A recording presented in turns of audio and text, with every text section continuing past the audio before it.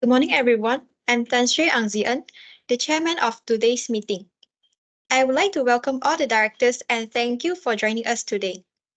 In addition, we are pleased to have with us Mr. Jimmy Chung, auditor of the accounting firm of Ernst & Young.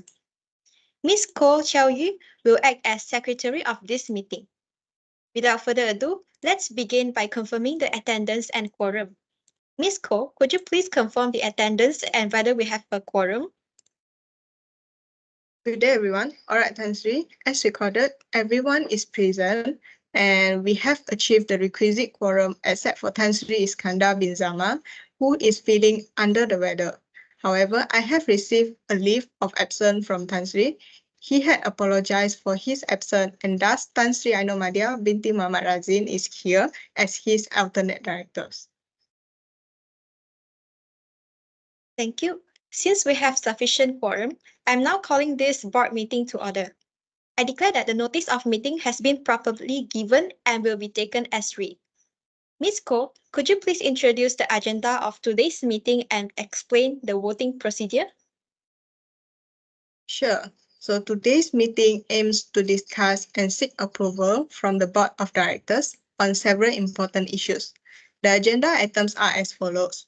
First, to review and approve the audited financial statements of the company for the financial year ended 31st March 2024, together with directors and auditors' report thereon. To discuss the retirement and re-election of Tan Sri Angzeon and Tan Sri Chinchachi. Third, to discuss and approve the directors' fees for the upcoming year 2024. Fourth, to discuss the company's auditors Ernst & Young's intention to resign and to appoint a new director. Fifth, to discuss and approve the auditor's fees and remuneration for the year 2024. Sixth, to review and approve new requirements regarding disclosure of beneficial owners, PO. 7. To obtain the authority to issue shares pursuant to Section 75 and 76 of the Companies Act 2016. 8. To review the proposed change of name of the company. 9. To review and approve resolution to hold the 17th Annual General Meeting and decide its details. 10. To seek approval to authorize the company secretary to issue notice of Annual General Meeting. The meeting will follow the agenda as outlined in the notice of board meeting. Next, allow me to explain the voting mechanism as the resolutions will be resolved through voting. The chairman will end the discussions of any resolution and call for vote. All resolutions will be voted on by a show of hands. Each director should only be entitled to one vote and a resolution passed if all the directors present agree without dissent or if a majority of the votes are in favor. Thus, when Tan Sri calls for a vote on a resolution, please raise your hands to indicate you agree with the motion. Any questions from the board? If no, I will hand it back to Tan Sri. Thank you, Ms. Ko. Now, we shall proceed to our first agenda, which is to review and approve the audited financial statements of the company for the financial year ended 31st March 2024, together with directors and auditors' report. Thus, I would like to invite Mr. Jimmy Chu to present his audit opinion on the company's financial statements together with the directors and auditors' report. Over to you, Mr. Jimmy. Thank you, Tan Sri. Good morning to all the board members present here. Today, I would like to present our audit opinion on the company's financial statement. For your understanding, my team and I have conducted an examination on the company's financial statement, internal control, and compliance with applicable rules and regulations. First, I would like to say that the financial statements of the company for the financial year ended 31st March 2024 has been presented in true and fair view based on our findings. The preparations of the company's financial statement is in accordance with all the rules and regulations, such as Malaysian Financial Reporting Standard (MFRS) and Companies Act 2016. For your information, we conducted the audit work according to approved standards on auditing in Malaysia and international standard on auditing. Our responsibilities under those standards are described further in the auditor's responsibilities for the audit of the financial statement section of our independent auditor's report. Sufficient audit evidence has been collected to provide a basis for our audit opinion. The director reports contain all the details of the directors of Pertiga Berhad, all the direct and indirect benefit and interest to the company held by the directors outlined in the director report. That's all from me. Thank you.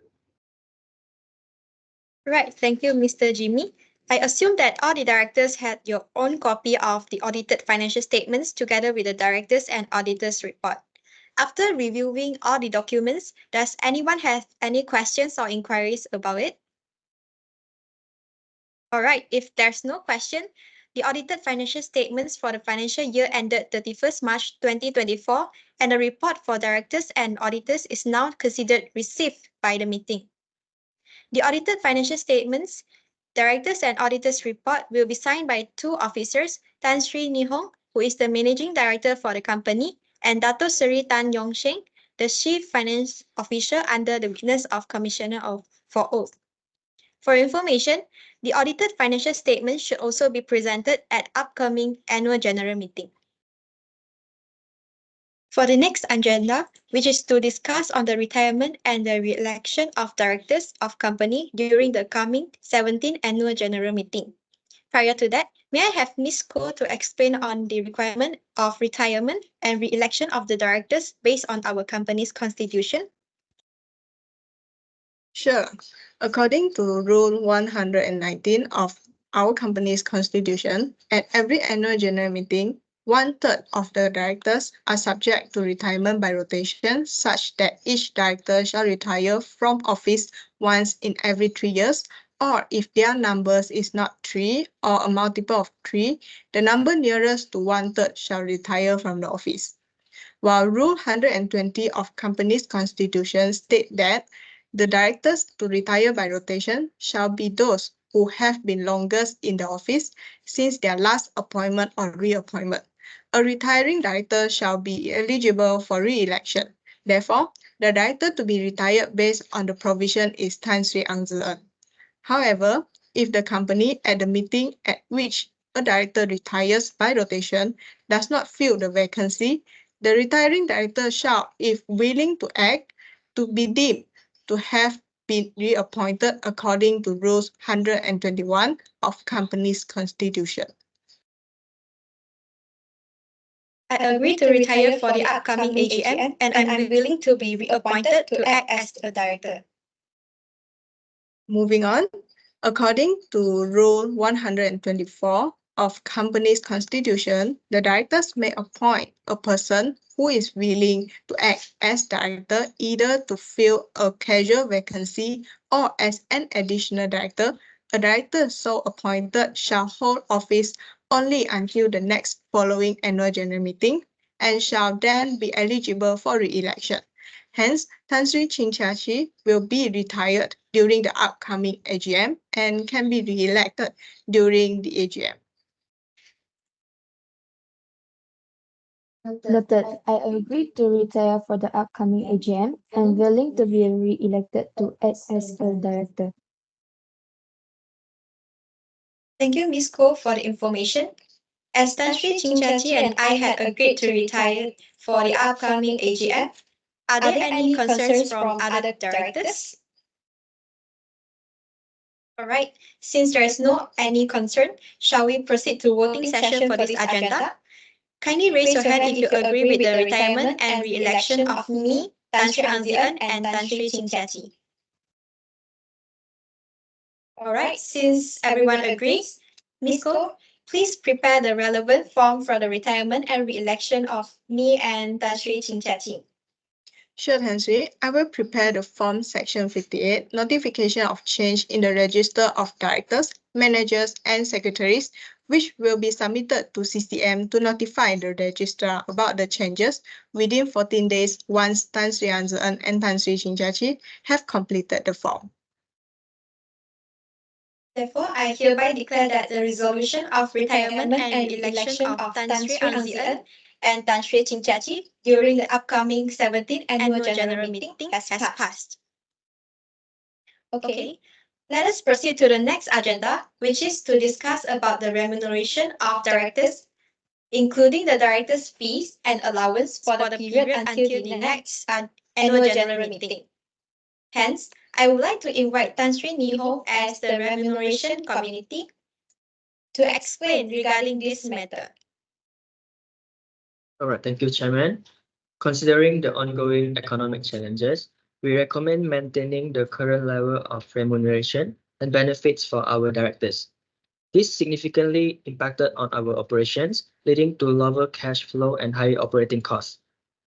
To navigate these difficulties, we are implementing a cost minimization strategy to eliminate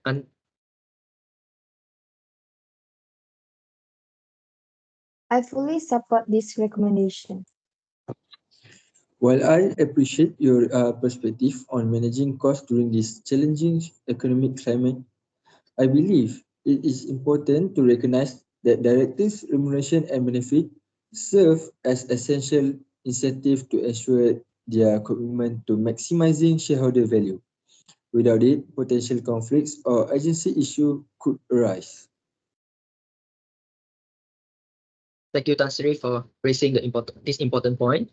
While director compensation certainly considers factors like skills, experience, and performance, we also carefully analyze external market data to ensure we establish competitive and effective remuneration policies. Our recent market review indicates that many businesses are facing economic challenges due to the downturn in the economy. Therefore, we should retain the reserve for other purposes to prioritize the company's long-term sustainability, especially during these uncertain times.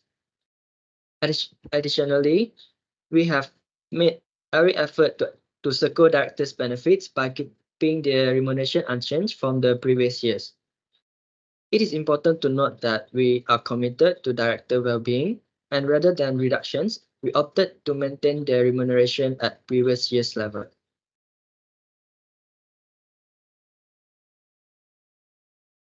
I agree with Tan Sri. During these challenging times, directors should make extra efforts to anticipate unforeseen impacts that could further worsen the situations. By embracing new business realities and formulating strategic plans, we can ensure the company's continued success. Yes, unfortunately, the current economic climate requires making difficult decisions, and the company has been forced to implement the measures like layoff, pay cuts, and increase overtime to optimize shareholder value. These are indeed sacrifice, and as leader, the directors are committed to shared responsibility. However, if the company's performance improves in the coming year, director compensation shall be revisited and adjusted accordingly. I stand with Tan Sri's point. If there's no other concern, shall we proceed to the voting session for this agenda? So kindly raise your hand if you have agreed to remain constant on the director's fee and the benefits.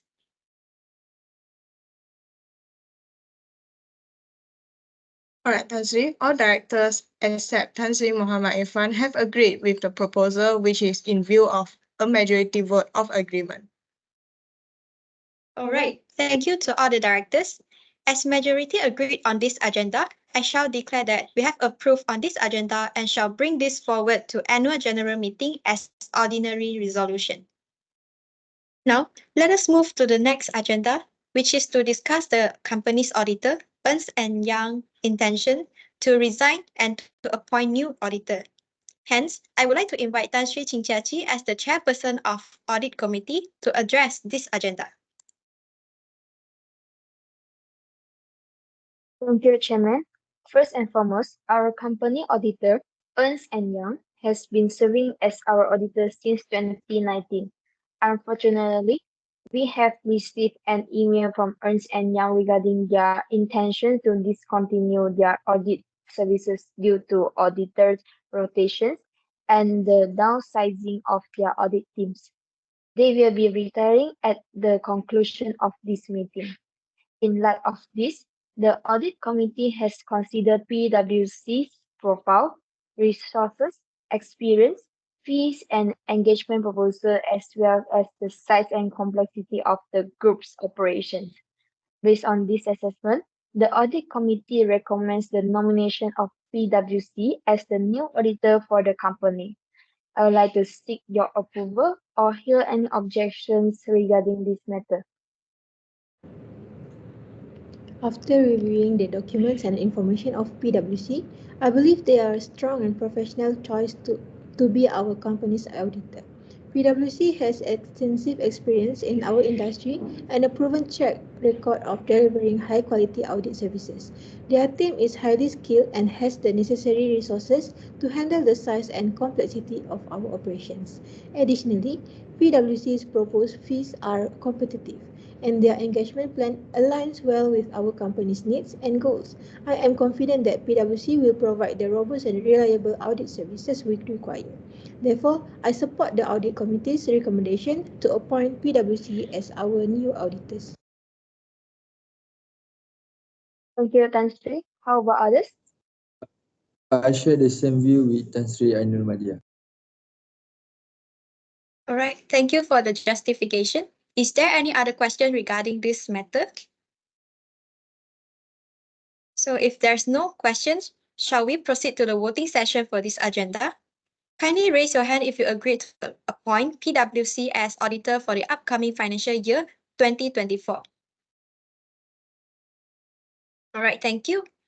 Hence, I declare that the resolution of appointment of PwC as auditor in the upcoming financial year is passed, and this resolution shall be included in the upcoming 17th Annual General Meeting as ordinary resolution. Next agenda is to discuss and approve the auditor's fees and remuneration for the year 2024. May I have Tan Sri Chinchachi again to address on this? Of course, Tan Sri. The Audit Committee has reviewed and negotiated the proposed fee for PwC's audit services for 2024.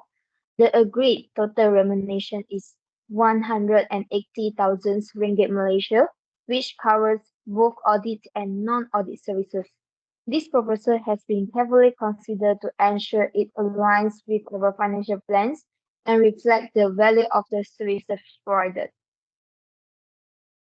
Thank you, Tan Sri. However, I have a question. Why is the proposed remuneration for PwC higher than what we paid to our previous auditor? Thank you for your questions. One significant factor contributing to the higher remunerations for PwC is their eminence rankings and standing within the auditing industry compared to our previous auditor. PwC holds a significant positions within the audit profession, often ranks among the top global audit firms. Their reputations for excellence and adherence to rigorous standards commands a premiums in a market. As such, engaging firms of PwC standard signifies a strategic investment in the quality and credibility of the audit process. While their fee may be highest, we anticipate greatest value in terms of the depth of expertise, levels of assurance, and overall integrity they bring to our financial reporting. I see. Thank you for the explanation, Tan Sri. Thanks again. Is there any other question regarding this matter? If there's no, shall we proceed to the voting session for this agenda?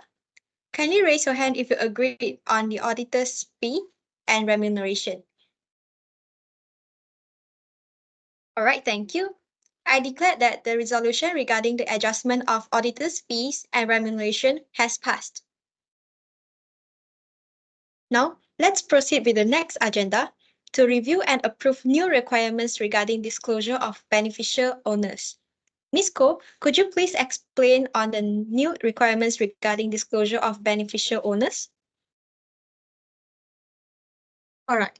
So as stated in Section 2 of Companies Act 2016, beneficial owner means the ultimate owner of the share and does not include a nominee of description. There are 5 criteria for a person to be considered as a BO.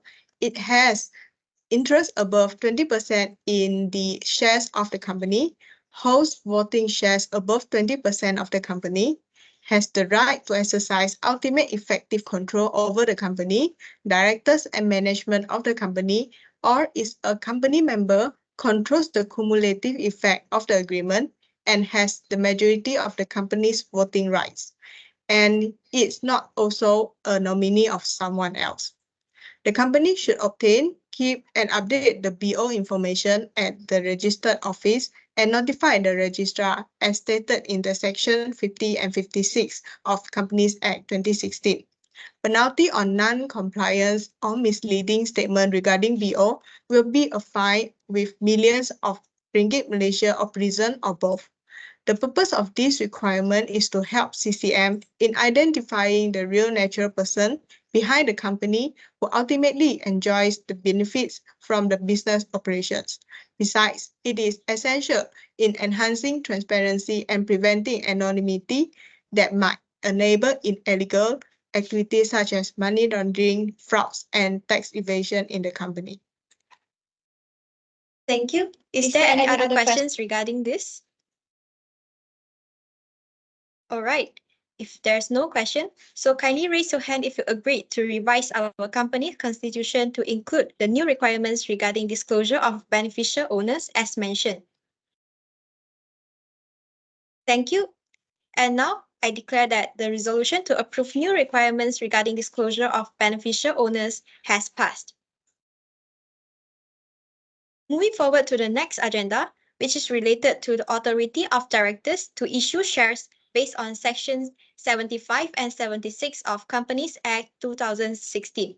Ms. Ko, could you please provide a detailed explanation to the directors? For sure. For directors' information, Sections 75 and 76 of Companies Act 2016 state that directors shall not exercise any power to allot and issue shares unless the ordinary resolution is passed at the upcoming annual general meeting. This includes granting the rights to subscribe for shares, converting any security into shares, and allocating the shares under an agreement, options, or offering. However, the aggregate number of shares allotted and issued to be subscribed or converted for such transactions must not exceed 10% of the aggregate number of shares issued as stipulated in the main market listing requirements by Bursa Malaysia. All right, thanks for the clarification. Is there any other doubt regarding this matter? All right, let's proceed with the voting session for this resolution. Kindly raise your hand if you agree to include this ordinary resolution in the upcoming AGM to renew the mandate given to the directors under Section 75 and 76 of Companies Act 2016.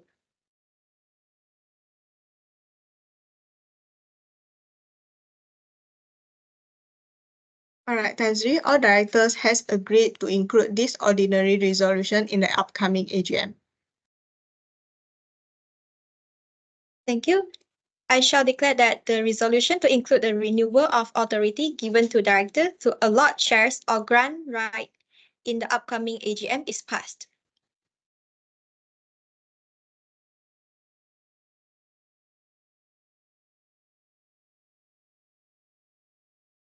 Moving on to the next agenda, to review the proposed change of name of company from Pertiga Berhad to Rancak Pertiga Holding Berhad.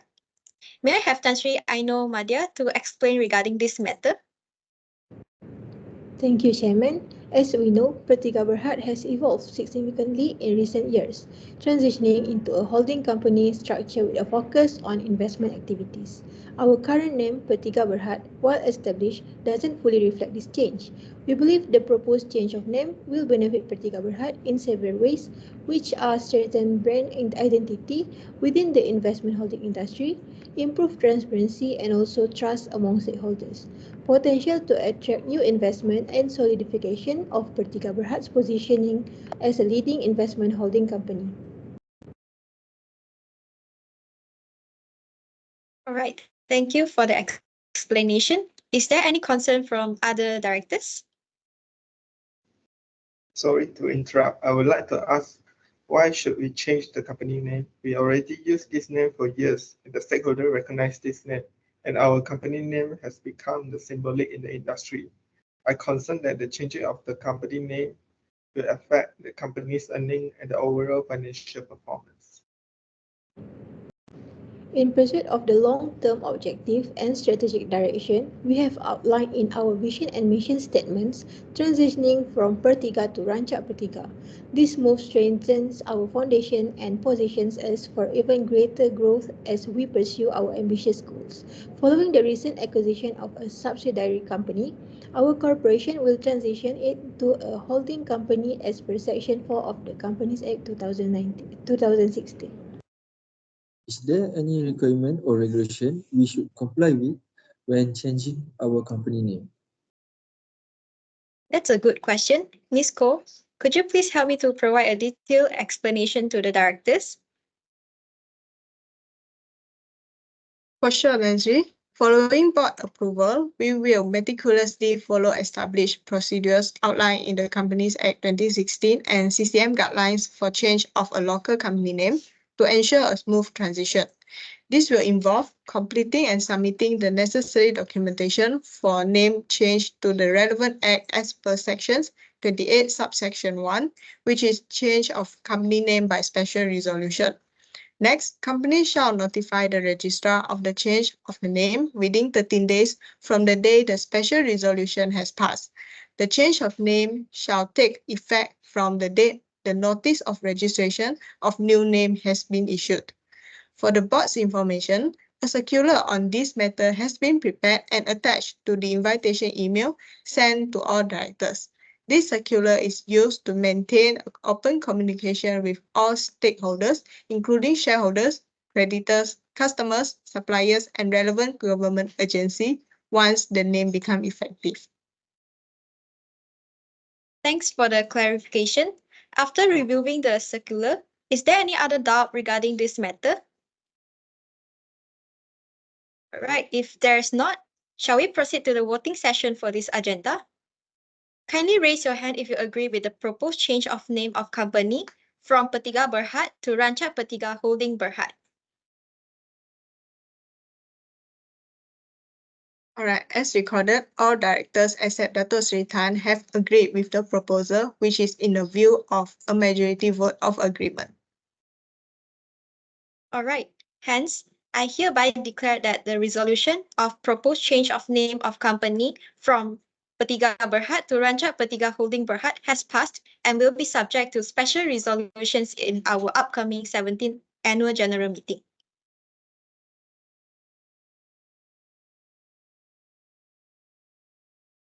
Next, let us proceed to the next agenda, which involves approving the resolution to hold the 17th Annual General Meeting and discussing the agenda for the AGM.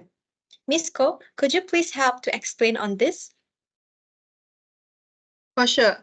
So, the 17th Annual General Meeting for Pertiga Berhad will be conducted as a virtual meeting through live streaming from the broadcast venue at Perdana Ballroom, Bukit Jalil Golf and Country Resort, Jalan 3/155B, Bukit Jalil 57,000, Kuala Lumpur, Malaysia on Sunday, 30th June of 2024 at 10 a.m. to transact the following businesses as drafted in the draft of Notice of 17 AGM.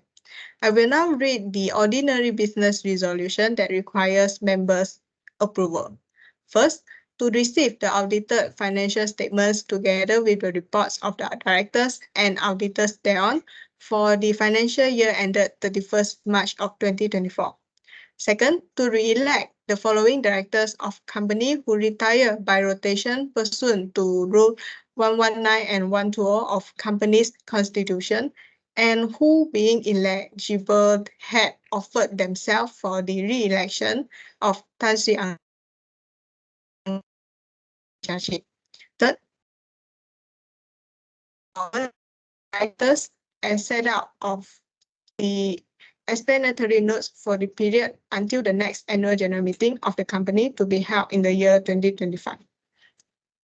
To appoint PricewaterhouseCoopers as auditors of the company in place of the retiring auditors Ernst & Young PLT to hold office until the conclusion of the next AGM of the company and to authorize the board of directors to determine their remuneration. For special business resolution involved, First, authority to allot shares pursuant to Sections 75 and 76 of the Companies Act 2016.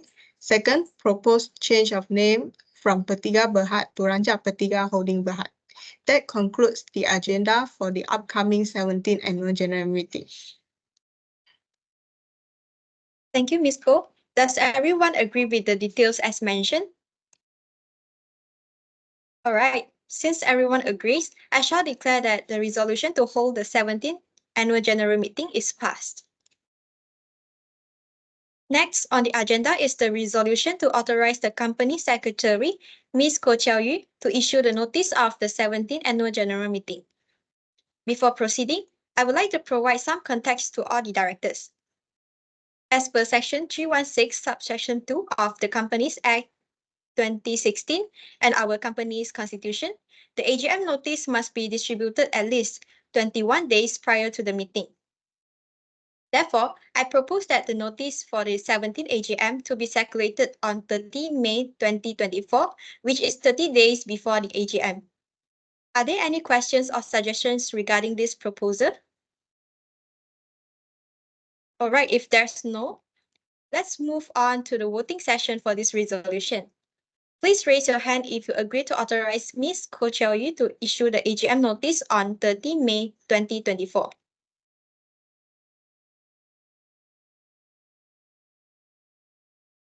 All right, so as recorded, all directors has agreed to authorize Company Secretary as the Secretary of the 17th AGM and to issue the notice of AGM. Therefore, I now declare that the resolution to authorize the Company Secretary, Ms. Koh Chiao-Yu, to issue the notice of 17th Annual General Meeting on 30 May 2024 is passed.